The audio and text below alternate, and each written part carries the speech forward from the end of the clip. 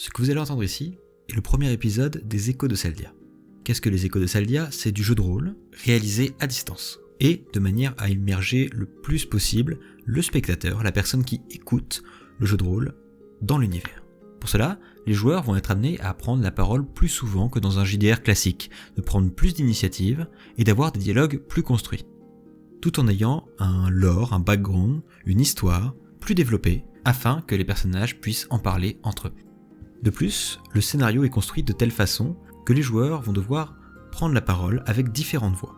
Certains des personnages même de l'aventure ont plusieurs voix à l'intérieur de leur personnage. Ceci est une expérience. J'espère qu'elle vous plaira et je vous souhaite bonne écoute. La forteresse de la Renaissance se dresse fière au milieu de la ville d'Eliosa. On ne pouvait l'atteindre sans traverser ce que la populace et noble s'accordait à nommer la bourbe. Il s'agissait de tous les bas quartiers, là où se rejoignaient mendiants, pauvres, infirmes et gueux, mais également les pires brigands, voleurs, violeurs et meurtriers. On ne pouvait entrer à l'intérieur des murs cinglants de manière plus ou moins sûre que de par la porte du gantelet et la porte du temple. Les seules portes gardées respectivement par les fourrures d'acier et l'autre par les guerriers servants d'Acroyane. C'est pas la porte du gantelet que vous avez pu passer les murs de la ville, répondant à une annonce intrigante que vous avez chacun pu apercevoir dans différents lieux de Saldia.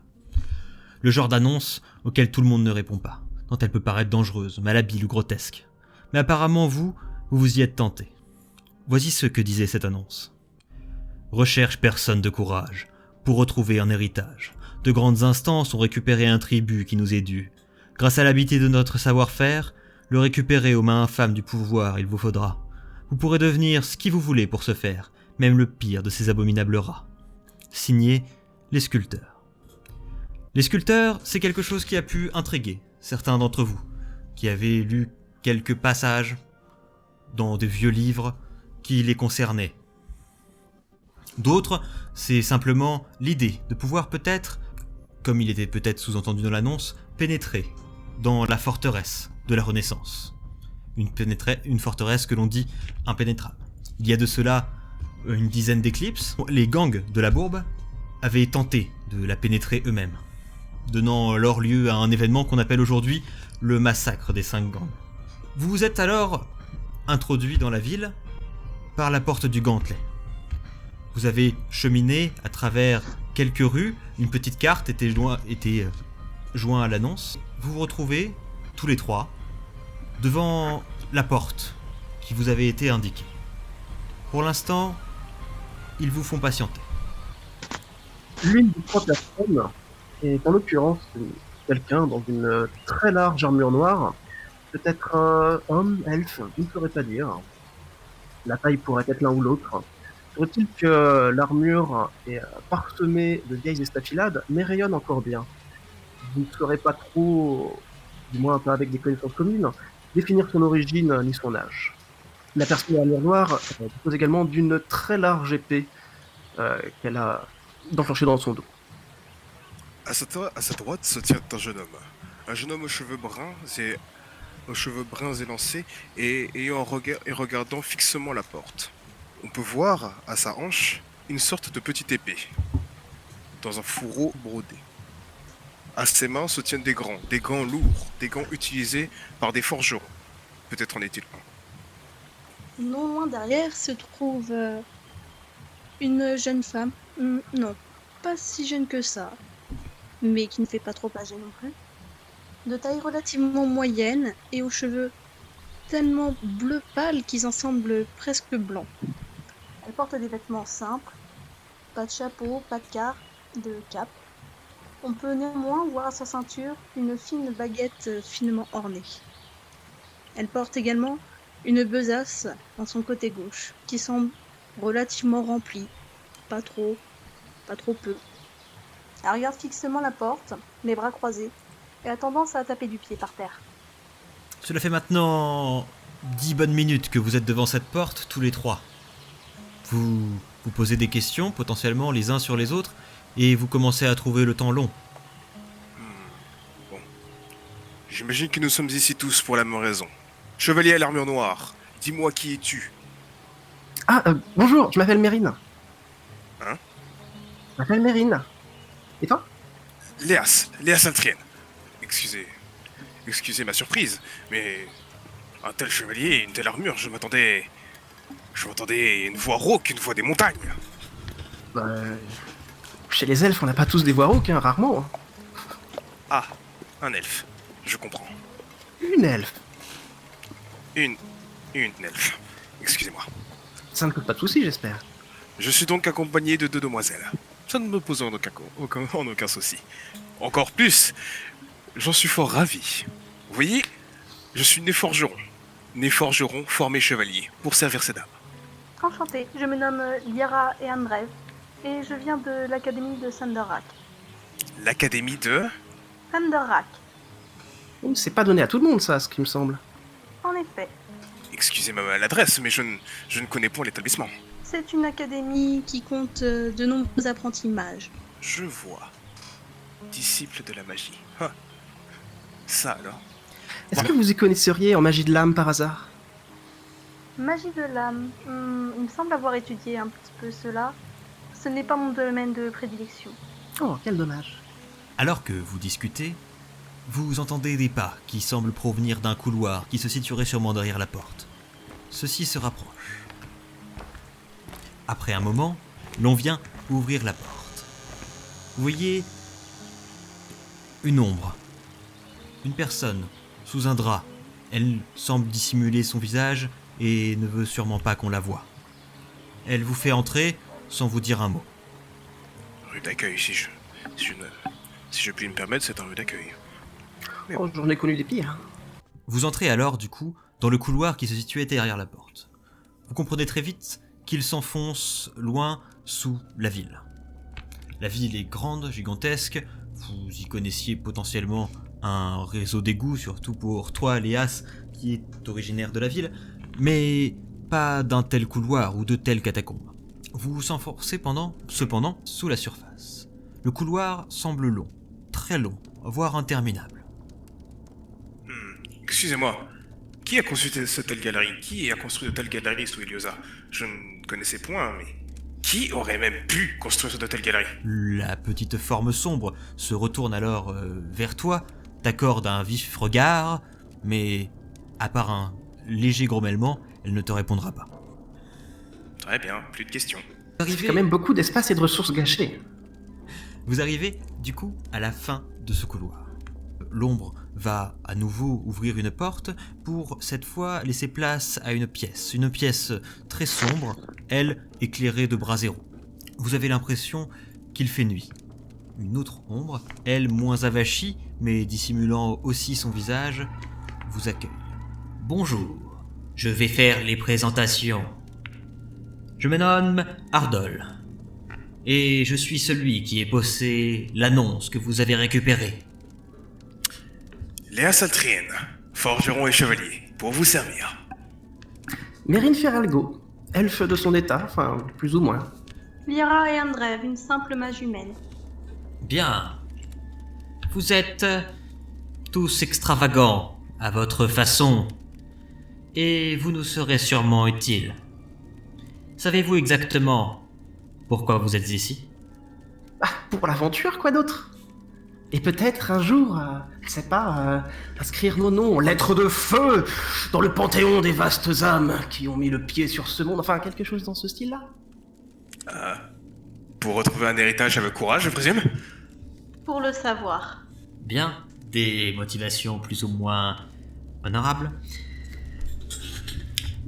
Nous sommes un groupe qui aimons nous faire discrets.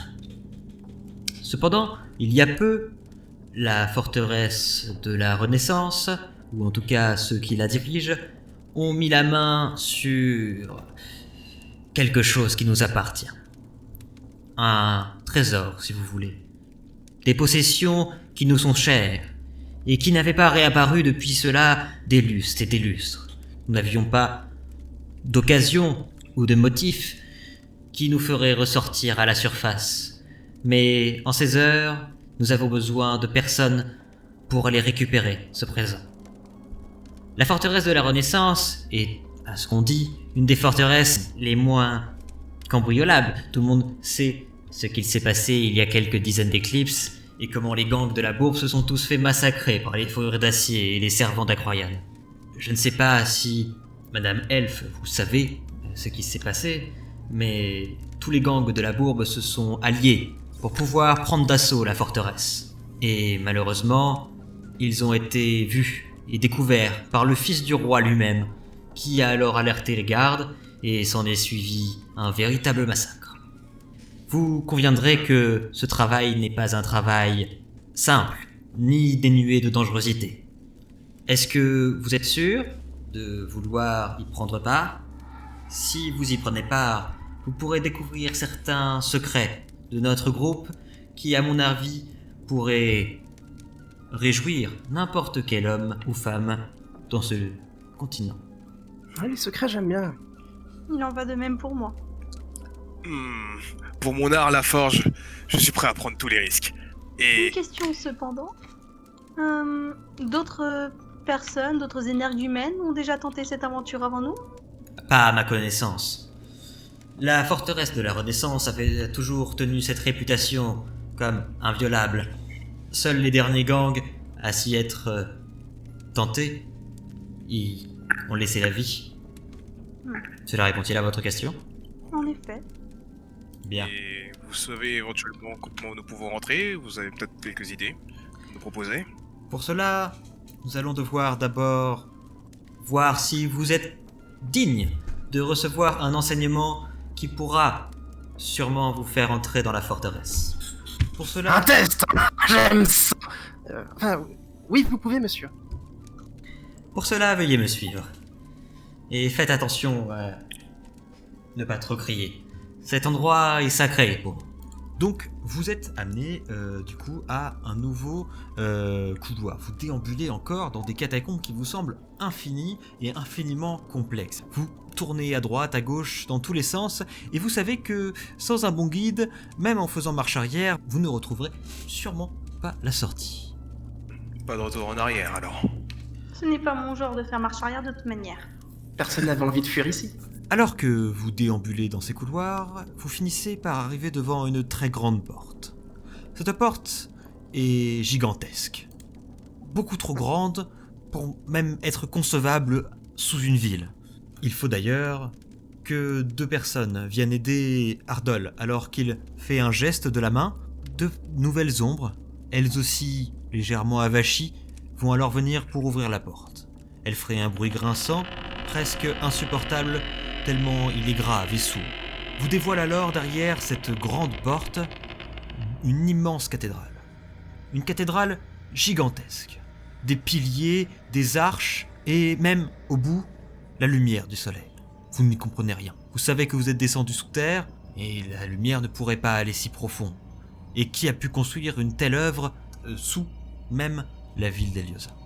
Ma foi, je suis de plus en plus intrigué par cet endroit. C'est fascinant. Waouh, ça c'est beau. Je n'aurais jamais imaginé cela.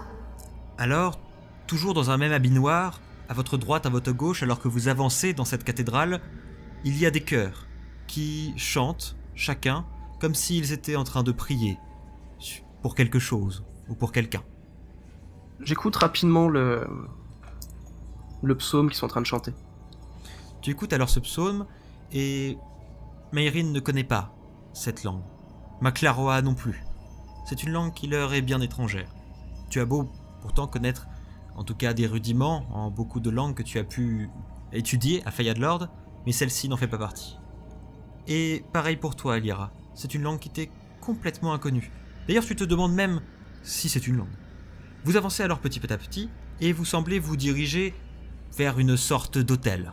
Sur cet hôtel, vous découvrez une multitude de visages, tous différents. Et cet hôtel est très étrange. Il se comporte de plusieurs pylônes qui supportent une vaste stèle, et toute l'architecture de cet hôtel, qui est d'ailleurs extrêmement grand, est composée de visages. Il y a des visages partout. Vous voyez aussi de petites pierres posées sur cet hôtel. Des pierres noires qui semblent former des hexagones. Il y en a 2, 3, 4 hexagones. Est-ce que l'un de vous deux sait à quoi ressemble cet hôtel? Vous dit quelque chose éventuellement? Ah non, je Je ne connais pas vraiment les environs ni la cathédrale en elle-même. C'est à ne rien comprendre. J'ai beau avoir passé de nombreuses éclipses à étudier à la bibliothèque, jamais je n'ai eu vent d'une telle architecture, ni même d'une telle langue comme on a pu entendre. Donc un mystère qui vous reste complet. Ardol vous mène alors devant l'autel. Il va alors prendre dans ses mains ces pierres et vous les montrer. Ce que vous tenez entre vos mains, c'est notre secret. C'est ce qui fait de nous ce que nous sommes. Et aujourd'hui, aucun de nous n'est capable de pouvoir pénétrer la forteresse. Nous sommes tous vieux, fatigués. Alors, vous voyez Ardol qui va relever sa cape. Vous le découvrez, il semble avoir des oreilles d'elfe. Et il a une longue barbe qu'il cachait alors sous sa toge. Il semble vieux, très très vieux. Vous n'arrivez même pas à déterminer quel âge il semble avoir. Mes respects, ancien elfe. Je vous vois sous un nouveau jour désormais. Donc là, ça vous fait combien ça 20 000, 30 000 éclipses? Je n'ai pas compté le nombre d'éclipses. Cela fait bien trop longtemps que je vis, et bien trop longtemps que nous vivons tous. Mais nous n'avons pas perdu la volonté de faire perdurer notre groupe à travers les âges, et à faire perdurer notre magie. Nous sommes les sculpteurs. En d'autres termes, on nous a appelés autrefois les sculpteurs de chair. Notre magie réside dans ces pierres. Ces pierres nous permettent, comme nous le voulons, de nous transformer. De nous transformer en qui nous voulons. Et comme nous le voulons. Ah, je crois voir où vous voulez en venir. Les sculpteurs de chair? Donc je suppose qu'on va devoir utiliser ces pierres pour nous introduire dans la forteresse. C'est bien ce que nous espérons. Effectivement, il est plus simple d'entrer dans la forteresse de la Renaissance si l'on y est invité, si toutes les portes nous sont ouvertes. Et il y a beaucoup de personnes en ces lieux qui y sont autorisées. Pour cela, il suffit de prendre leur apparence. Cependant, ce qui ne sera pas facile, c'est de pouvoir les trouver. De trouver qui, comment, et c'est pour cela que nous vous engageons. En récompense, nous nous engageons à vous offrir notre magie. Notre magie qui, sur ce monde aujourd'hui, n'existe plus. Oh, si c'est un butin pécunier qui vous intéresse, nous aurons aussi de quoi subvenir à vos exigences. Alors, autant votre magie de lâche m'intéresse que peu, mais la récompense pécuniaire... C'est vrai que j'ai quelques ardoises en ce moment, je dirais pas non. Nous avons une réserve de pièces de Kleurs qui, à mon avis, saura vous suffire, madame. Au-delà de la magie, est-ce que les sculpteurs de chair maîtrisent la forge? Il n'est point là notre domaine de prédilection. Très bien. Je ferai avec l'argent alors. C'est Mais donc ce que l'on pourrait appeler la magie rouge? je ne vois pas de quoi vous parlez exactement. Il s'agit d'une magie de la chair. Très bien. Je vais vous expliquer très vite le fonctionnement de ces pierres. Mais avant, je dois vous dire que le butin que nous recherchons, c'est exactement ce que je tiens entre mes mains. Ce sont les pierres des sculpteurs de chair. Et ces pierres nous sont très précieuses. Elles nous permettent d'accomplir notre magie et de rester, paradoxalement, qui nous sommes. Ce butin est nôtre, et de par les générations et générations qui en ont hérité. Elle comporte certains désagréments, certes, mais je vous l'expliquerai en temps voulu. Ont-elles la moindre utilité en combat? Oh, elles peuvent l'avoir. Si, par exemple, vous êtes quelqu'un de chétif, vous pouvez prendre l'apparence de quelqu'un qui l'est moins. L'apparence et la musculature? Bien sûr. Véritablement, je veux le dire? Ah! Grâce à ces pierres, vous ne prenez pas que son visage, vous prenez toutes ses caractéristiques physiques, toute sa biologie, son métabolisme. Il est même dit que certains d'entre nous ont réussi à s'attribuer l'apparence de certaines bêtes. Désormais, il va vous falloir être digne de ce pouvoir. J'aimerais vous entendre et savoir si vous aviez un tel pouvoir et que vous le gardiez après votre mission, qu'en feriez-vous? Il ne me serait d'utilité que pour rentrer dans des endroits qui sont interdits à des humains. Pour apprendre les rudiments des forgerons orques, par exemple, ou autres. Mais il ne me serait utile en aucun cas en combat. Je suis déjà un guerrier habile. On ne nourrit pas sa gloire en prenant les traits de quelqu'un d'autre, alors En ce qui me concerne, enfin, non pas que la gloire m'intéresse, même si... Ah, même si, quand même. La gloire, il y a que ça. Mais, non, dans les faits, je pense que je la vendrai assez rapidement, puisque bon... Non, moi, j'aurais pas utilité de ton machin. Vous ne pourrez pas la vendre si facilement. Et vous, jeune humaine? J'effectuerai des recherches approfondies à propos de ce matériau et de comment on peut l'utiliser. J'en testerai, je pense, les limites et je le proposerai à l'étude à de très proches camarades mages. Voilà un dessin qui déjà me plaît plus que ce qu'ont peut-être en faire les scélérats de cette forteresse. Il y a en cette forteresse un homme qui est un homme terrible. Un homme qui inspire une peur immense sur toute la capitale et qui a su causer une peur immense chez chacun des gangs de la bourbe. Cet homme est le premier conseiller du roi, Alberto Elcor. C'est un homme d'une extrême intelligence. Faites très attention à lui, car c'est aussi un des objectifs que j'aimerais que vous puissiez accomplir. Il va falloir réussir à prendre son apparence. Ainsi, nous pourrons peut-être libérer la ville de son joug. Le premier conseiller du roi, donc, prendre son apparence sans qu'il s'en rende compte. Cela me paraît fort compliqué. Je ne vous ai pas encore expliqué le fonctionnement de ces pierres. Je vais vous en donner chacun une. Une pierre mineure, une pierre à 2 hexagones. Prenez-la. Et ensuite, rapprochez cette pierre de votre poitrine. Après l'avoir fait, dites les simples mots « Je l'accepte ». Très bien. Lias prend la pierre et l'approche de son torse. Je l'accepte. À ce moment, la pierre rentre dans ton corps. La pierre passe à travers ton armure, tes vêtements, et passe à travers ta chair. Alors, elle va venir s'incruster au niveau de ton cœur, et il va y avoir du coup ces 2 petits hexagones noirs qui vont ressortir, comme si la pierre avait poussé de ta chair. Très impressionnant. Ouais, vu comme ça, c'est pas très engageant. Mais t'as pas l'air d'aller mal. Non, mon corps a l'air d'aller pas trop mal. Maintenant, Est-ce que ça vous fait mal à tout hasard? je n'ai quasiment rien senti. C'est comme si que la pierre a toujours fait partie de mon corps. Je note. Maintenant, sorcier. Quoi de plus? Je vais attendre que vos 2 amis le fassent, eux aussi, avant de vous expliquer la suite des opérations. Je préférerais que vous nous expliquiez maintenant. Jeune humaine, jeune elfe, veuillez introduire la pierre. Oh, on n'a pas peur, allez hop. J'attrape cette pierre. Je l'accepte. La pierre va alors traverser même l'armure de McLarrow et venir alors s'incruster dans la poitrine de Meirin. Jeune humaine, Je tends la main et je m'incline poliment en guise de remerciement. J'approche doucement la pierre de ma poitrine. Je l'accepte. Et elle va aussi venir s'incruster à l'intérieur de ta poitrine. bien, je vais pouvoir maintenant que vous avez accepté ces pierres, vous expliquer leur contre-coup. Effectivement, il n'est pas si aisé de prendre l'apparence de quelqu'un. Si cela était facile, tout le monde pourrait le faire et il serait à une époque où la politique est quand même source de tout conflit, un véritable carnage.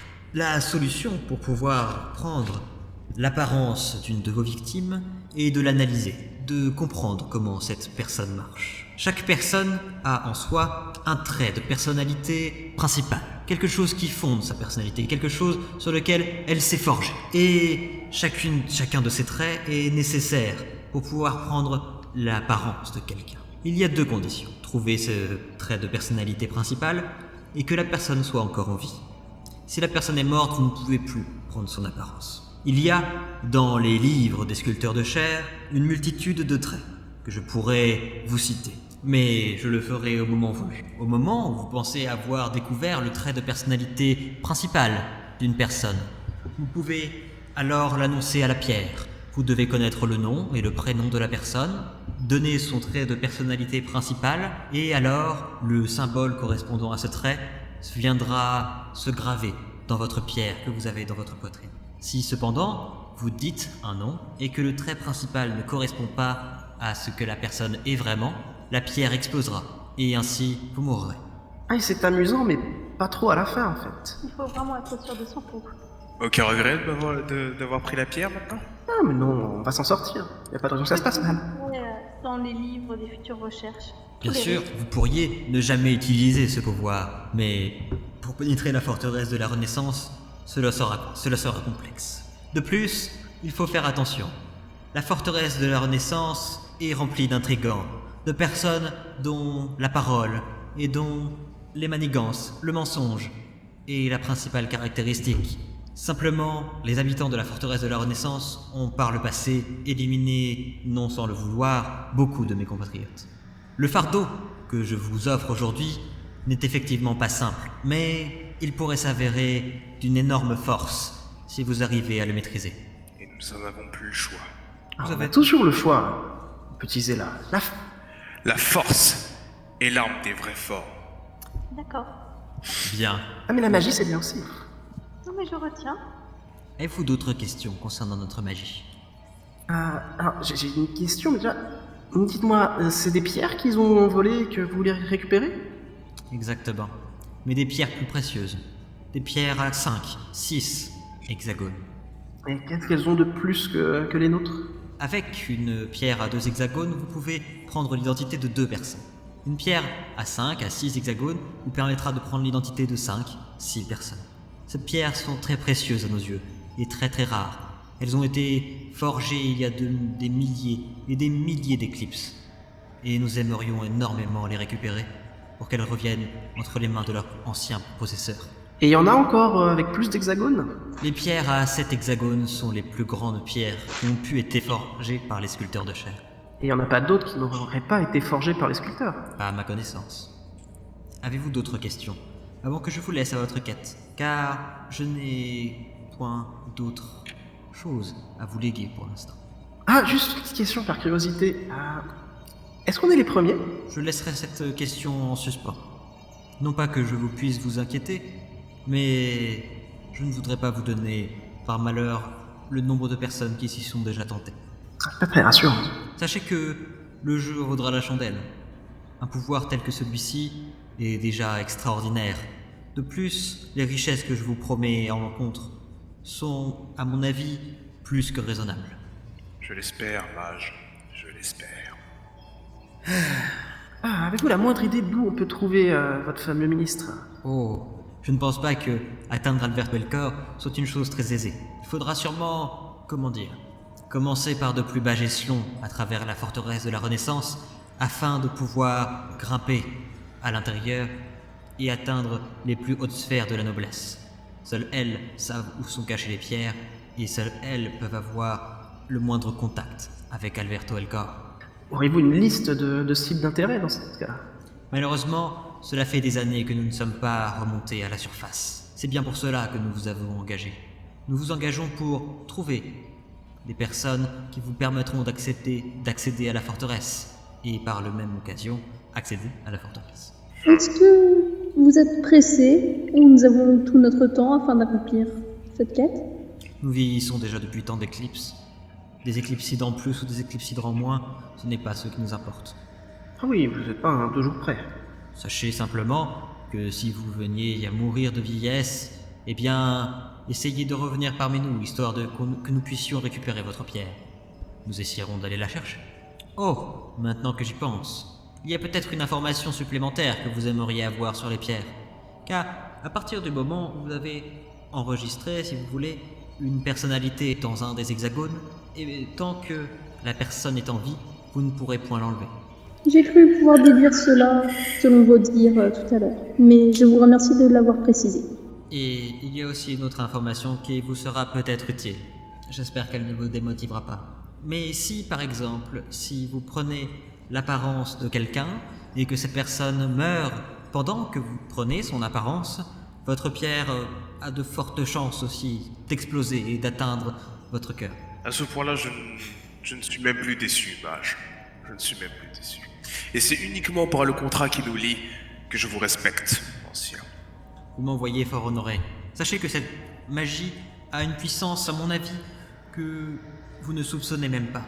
Fut-il une époque, il y a de cela plusieurs dizaines d'éclipsidres, notre magie était très respectée et nous a permis de gagner beaucoup de combats politiques contre beaucoup d'ennemis fort puissants. Combat politique. Une perte de temps. Ou un déshonneur, choisissez selon. Bien, il ne me reste plus qu'à vous souhaiter bonne chance. J'aurais une dernière question. Faites. Est-ce que par hasard, les membres de la noblesse ou les membres de la forteresse tout simplement arborent un blason ou un signe quelconque. Il y a bien des blasons pour chacune des familles de la noblesse. Elles le portent souvent, comme vous, votre pierre, au niveau du cœur. Cela répond-il à votre question? C'est une réponse. Je Et peux. le plus souvent, sont-elles forgées? Sont-elles brodées? Elles sont brodées souvent, il me semble, à l'époque où je sortais. Les membres de la famille royale, la famille Arros, arbore un calice d'or sur fond bleu. Ne venez pas à tuer des cibles aussi importantes que... Le roi actuel, Dalaï II Arros, n'est pas un mauvais roi, et il gouverne avec sagesse. Cependant, c'est son premier conseiller qui nous fait peur. Son premier et à la fin de cette histoire, probablement son dernier. Si vous ne connaissez pas l'histoire de ce premier conseiller, je vous conseille de demander à quelques passants par-ci par-là qui doivent la connaître bien mieux que moi, et vous verrez qu'il ne s'agit pas d'un homme à qui l'on peut se fier. Je pense que nous en avons fini, à moins que ces dames aient quelque chose à rajouter. Est-ce qu'on pourra vous recontacter dans le futur, si besoin est? Vous n'aurez qu'à toquer à la porte par laquelle vous êtes entré. Toquez 4 coups, puis 2, puis 4. Et ainsi, nous saurons que c'est vous. Cela vous va-t-il? Et on doit ressortir par là-bas aussi? Oui. Parce que la sortie, la lumière du jour, elle donne sur où? En gros, vous voyez que la lumière, là où vous êtes, qui est du coup éclaire le derrière de l'hôtel, elle semble venir d'un énorme trou qui doit se situer quelque part dans la ville, mais vous ne savez pas où. C'est vraiment un énorme tunnel qui vient éclairer la cathédrale. Quelqu'un pour nous raccompagner, peut-être? Mon compagnon va vous raccompagner ici. Donc il y a du coup la personne, enfin vous imaginez, ils se ressemblent un peu tous, on dirait un peu des Jawa, encapuchonné du coup, toujours sous son drap noir, très avachi, du coup qui va vous raccompagner déjà au sortir de la cathédrale, et dans les couloirs qui les jouxtent. Est-ce que l'une d'entre vous a un plan? Chercher quelqu'un, aller voir quelque chose, aller quelque part? On va essayer de trouver des membres de la noblesse pour commencer. S'attaquer directement à la noblesse, c'est délicat. Je suggère qu'on se renseigne d'abord un maximum, avec le maximum de sources possibles. Une taverne? C'est pas possible. Oui, une taverne, ouais. Oui, une taverne. Et vous avez de l'argent? Ah. Pas que je me souvienne. J'ai perdu les peu de bronze qui me restaient. J'ai bien quelques pièces de bronze. À la taverne dans ce cas-là. Allez. La taverne de l'arbre du miracle nous attend, j'imagine. Je mène la danse, peut-être. Eh bien, je vous suis. Très bien. Attendons déjà d'être sortis. Vous êtes sorti derrière la porte, grâce du coup au petit être encapuchonné qui vous accompagnait, et il va refermer violemment la porte derrière. Vous vous retrouvez alors dans la rue d'Eliosa, de laquelle vous étiez parti, toujours avec son agitation naturelle. En me retournant vers la porte. Et au revoir aussi! N'attendez pas que ces vieux soient très convenables avec vous. Ils sont un petit peu sur les bords, hein. C'est comme ça qu'on gagne en politique, je présume. Direction la taverne. Eh ben allez, on te suit.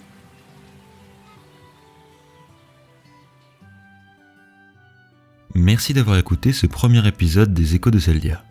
Pour la suite, nous vous donnons rendez-vous au second épisode.